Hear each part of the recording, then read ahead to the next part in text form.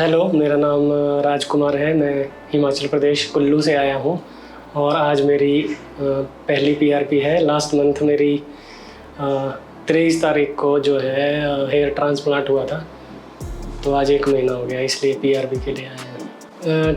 क्यूएसटी में आने की जो एक्सपेक्टेशन थी वो यही थी कि भाई गंजेपन से निजात मिले, तो वो तो चलो धीरे धीरे दिख जाएगा रिज़ल्ट। अभी तो दिख रहा है, मतलब जो हुआ ट्रांसप्लांट हो अच्छा लग रहा है कि मतलब जो यहाँ आना हो सफल हो, दिख रहा है अभी। तो मेरी जो बाल्डनेस है वो स्टार्ट हुई 2008 से, जिस वक्त मैं 12वीं कक्षा में पढ़ रहा था। तो उसका मेन रीज़न जेनेटिकली तो नहीं मुझे लगता, कि खान पान, जो गलत खान पान है, रोज़मर्रा की जो आदतें होती हैं उठने बैठने की, मतलब गलत आदतों की वजह से वो तरह तरह के केमिकल यूज़ करना, बालों में जेल लगाना, ये वो स्ट्रेटनर करना, जो भी है मतलब गलत आदतों की वजह से था वो ज़्यादा। जेनेटिकली तो उतना नहीं था, क्योंकि मदर की तरफ से जो मेरे मामा वगैरह उनके भी उतने नहीं हैं। फादर के भी हल्के थे पर इतने तो नहीं थे, हल्के आगे से हल्का सो हेयर लाइन थी बस। तो ये गलत आदतों का ही मेरे को जहाँ तक है नतीजा है लग रहा। तो मुझे अपना हेयर फॉल का पता इस तरह से चल रहा था कि जैसे नहाते हैं उस टाइम भी मतलब एक्सेसिव बाल जो है गिर रहे हैं। और उसके बाद सबसे ज़्यादा पता मेरे को तब चला जब मैंने अपना क्लीन हेड कराया, क्लीन शेव कराया। तो उसमें मैंने देखा कि यहाँ से जो साइड की जो है ये हेयर लाइन जो है सारी पीछे को चली गई है। तो वहाँ से मेरे को लगा कि गंजेपन की शुरुआत हो चुकी है। रोकने की बहुत कोशिश की पर रुका तो नहीं, वो होता ही गया। एट लास्ट फिर क्यूएचटी में आना पड़ा। तो हेयर फॉल रोकने के लिए मैंने मतलब कई तरह के ऑयल यूज़ किए, जिसमें जड़ी बूटियों के ऑयल्स और जो आगे कंपनीज से आते हैं, मतलब अलग अलग प्रकार के ऑयल्स, मेडिसिन नहीं यूज़ की, ऑयल्स यूज़ किए। और कंसल्ट किया था डॉक्टर से, वैसे नहीं इनडायरेक्टली किया था कि भाई इस तरह से हो रहा है दिक्कत, तो इसके लिए क्या किया जाए। पर वो भी ज़्यादा आगे नहीं बढ़ी बात, तो ऑयल तक ही सीमित रही फिर, बाकी उससे ज़्यादा हेयर फॉल के लिए कुछ नहीं किया। तो फिर मैंने हेयर पैचेस के बारे में भी सोचा कि हेयर पैचेस लगा लूँ, लेकिन बाद में जब मैंने उनके झंझट देखे, बाद में लगाओ फिर 20 से 25 दिन में, 15 दिन में फिर से चेंज करो, सर्विसिंग कराओ, ये वो, तो मैंने बोला इतना टाइम पहले ही नहीं होता है, सारा इतना झंझट करने की वजह से कौन करे। तो इसलिए मैंने जो हेयर पैचेस को जो है नहीं अपनाया। तो फिर धीरे धीरे जो है बाद में फिर ट्रांसप्लांट का आया मन में ख्याल कि ट्रांसप्लांट करते हैं, क्योंकि ट्रांसप्लांट जो एक परमानेंट सोल्यूशन है, जिसमें कि मतलब नेचुरल जो बाल हैं वो दिखते हैं, भाई बाल अपने हैं, नेचुरल हैं, नॉर्मली जैसे होते हैं, कटिंग जो भी है, हेयर कट जिस तरह का करना है आपने, जिस तरह का वो सभी। तो क्यूएचटी का इसलिए आया कि यहाँ का जब सारा मैंने सर्च किया और भी दूसरे भी सर्च किए, तो क्यूएचटी का एक तो जो टेक्निक है क्यूएचटी FUE वो बहुत अच्छी है, और उस टेक्निक में वो जो प्राइस यहाँ पे मिल रहा है, तो उसकी वजह से क्यूएचटी में आया। और उसके बाद आने के बाद भी जो यहाँ से कोऑपरेशन मिल रही है, जो सारा गाइडेंस मिल रही है, तो उसके लिए जो है क्यूएचटी मुझे बेस्ट लगा। तो जब क्यूएचटी का फाइनल हुआ कि क्यूएचटी से कराएंगे, तो नंबर देखा यूट्यूब में, वीडियोस तो देख ही रहे थे, तो उस पे ही जो है नंबर भी था। तो उस नंबर पे मैंने कॉल नहीं की, मिस कॉल की, फिर यहाँ से बैक कॉल आई थी। तो उन्होंने मुझे सारा गाइड करके बताया कैसे होता है, स्टेप बाय स्टेप उन्होंने सारा क्लियर करके बताया, और फ़ोटोज़ मांगी, वीडियोज़ मांगी। तो उसको उन्होंने चेक किया डॉक्टर से, अपने कंसल्ट करवा के उन्होंने बताया कि भाई इस तरह से आप जो है इतने आपके ग्राफ्ट लगेंगे, इस तरह का आपका सारा जो प्रोसीजर रहेगा।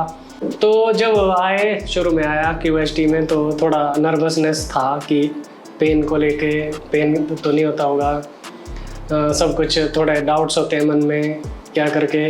तो यहाँ से सारा कंसल्ट करने के बाद सारा फॉर्म वगैरह फिलअप, जो हेयर वॉश, हेयर कट वगैरह करने के बाद जो फिर उसके बाद OT में गए ऊपर ट्रांसप्लांट के लिए ऑपरेशन थिएटर में। तो वहाँ पे पूरी एक डॉक्टर्स की टीम थी, 6-7 मेंबर्स होते हैं उसमें। तो सारा वो अच्छे से मतलब कोऑपरेट करते हैं और बीच बीच में पूछा जाता है, रिफ़्रेशमेंट के लिए पूछा जाता है। सीनियर डॉक्टर्स आते हैं कि भाई आपको कुछ पेन वगैरह कोई तकलीफ़ और कोई तकलीफ़ तो नहीं है। तो ऊपर से जो वहाँ का हाइजीन था, एटमॉस्फेयर था, बहुत अच्छा था। तो आप देख रहे हैं मेरे यहाँ 4000 ग्राफ्ट लगे थे, थोड़े क्राउन एरिया में लगे थे। तो QHT टेक्निक मैंने इसलिए चूज़ की क्योंकि ये बहुत अच्छी टेक्निक है। ग्राफ्ट डोनर एरिया से निकाल के डायरेक्ट जो है रेसिपेंट एरिया पे जो है प्लांट किए जाते हैं डायरेक्ट। बाहर के एटमॉस्फेयर का कोई वेट नहीं, कोई इंतज़ार नहीं है। जब जाहिर सी बात है कोई सीधे ही जब चीज़ निकाल के लगाई जा रही है तो रिज़ल्ट अच्छे आएंगे। तो बेस्ट रिज़ल्ट के लिए ही मैंने QHT को चूज़ किया था। तो अब तक का मेरा जितना भी यहाँ ओवरऑल एक्सपीरियंस रहा, तो उसके अकॉर्डिंग मैं बता सकता हूँ सभी व्यूअर्स को कि आप यदि ट्रांसप्लांट करवाना चाह रहे हैं अपना, तो QHT में ज़रूर आए। जहाँ तक कॉस्ट की बात रही, तो कॉस्ट भी बहुत ही अफोर्डेबल है। मैंने खुद भी जब अलग अलग जगह से सर्च किया, क्योंकि जो यहाँ टेक्निक मिल रही है QHT FUE, उस टेक्निक के बाद भी यहाँ की जो कॉस्ट है वो नहीं, मुझे नहीं लगता भाई बहुत ज़्यादा होगी। बहुत ही नॉर्मल कॉस्ट है। तो आप एक बार खुद भी कंसल्ट करके देख सकते हैं कि भाई सच में है कि नहीं। भाई ऐसा नहीं है कि मतलब मैं बोल रहा हूँ, तो आप एक बार खुद पता कर लें और अदर क्लिनिक की जो है फिर चेक कर लें। आपको खुद ही पता लग जाएगा कि भाई नहीं, वाकई जो है यहाँ की कॉस्ट बहुत ही अफोर्डेबल है, कर सकते हैं। तो अभी मेरा आप जैसा देख रहे हैं शेडिंग फेज चला हुआ है। आज मेरी फर्स्ट PRP हो रही है। तो आगे जो भी एक्सपीरियंस रहेगा, जो भी रिज़ल्ट रहेगा, उसके लिए मैं बहुत एक्साइटेड हूँ। तो फिर अब मिलते हैं अपनी नेक्स्ट PRP में। Thank you QHT।